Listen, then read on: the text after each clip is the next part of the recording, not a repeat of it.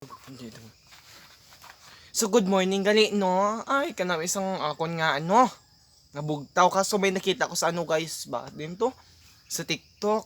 Wow, amo gid tong nagka-bad mood ko subong aga. May mga tao talaga nga na yung di gusto malamangan, alam nyo yon? Kasi yung nakita ko guys is grabe ang kanyang ugali, no? Sana okay ka pa. So sa mga tao nga hindi gusto malamangan, no? Ano gusto nyo? Kamo lang pero may malamangan? Ha? Gusto nyo kamo lang magtaas, ha? Inhale. Exhale. Panoorin nyo. Diwata Kung wala ka Pares. maisip nga mahimo nga content, Ala, pahimo nung kanal ba kada hindi yun? nga mga sira kada sa Gosh, kapwa mo nga sis, parang ang content dumi creator, nga. nga kapwa mo man nga Parang basurahan LGBT, natin sa likuran o ka. tambakan. Yung mga basura nakalapit dun sa mga raw food. Sa mga hilaw na manok. Oo nga te, parang ang dumi nga. Pinipilahan pa naman to madalas. Sobrang haba ng pila sa mga vlogs. Tapos ganyan. Wow! Nakakaloka. Like sis, oo, naiintindihan ko naman na wala pang pwesto si Diwata.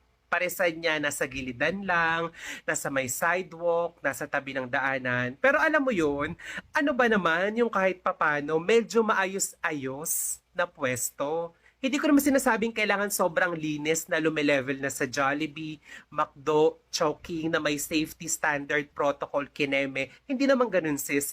Pero ano ba naman yung kahit papano na sana medyo maayos at medyo malinis yung pag-store, yung pagtabi, yung pag-prepare ng mga pagkain. Kasi ate sa mga vlogs, sobrang dami kong nakikitang taong pumipila dito. Meron pa nga yung mga sikat na influencers na sinusubukan nila yung Paris ni Diwata, si Diego sa Bubble Gang, tinry din niya to. And sabi niya, masarap naman daw.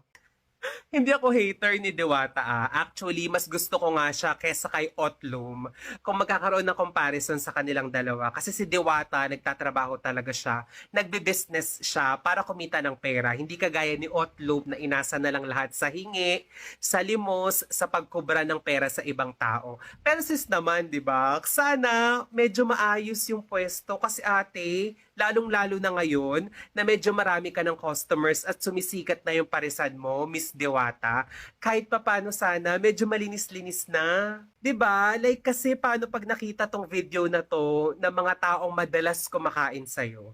Siyempre, ang mga yan, maingat din yan.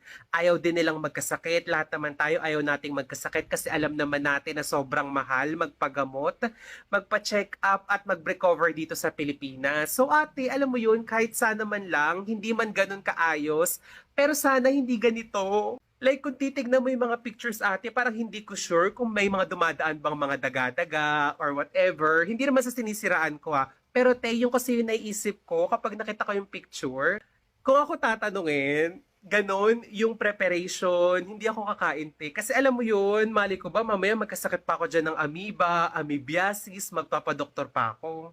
Mas pipiliin ko na lang kumain sa mga gotohan na kahit medyo mahal, basta maayos yung preparation, malinis, para doon at least sure tayo na safe, di ba? Again, wala akong hate kay Diwata. Gusto ko si Diwata. Sis, kung makarating man sa itong video na to, sana medyo malinis-linis na yung likuran man lang. Alam mo yun, para kahit papano, maayos tignan, safe din yung mga taong kakain sa'yo. Sprinkle, sprinkle. Inhale. Exhale. Iba nga pala Nita. Go. Kung wala ka mahimo nga obra, pangita ka man sa sarili mo nga negosyo. Manira ka da sa kapwa mo nga tao. Do ano? Kung wala ka maisip nga mahimo nga content, pahimunong kada hindi nga mga sira kada sa kapwa mo nga content creator, nga kapwa mo man nga LGBT, daw gagagaga ka.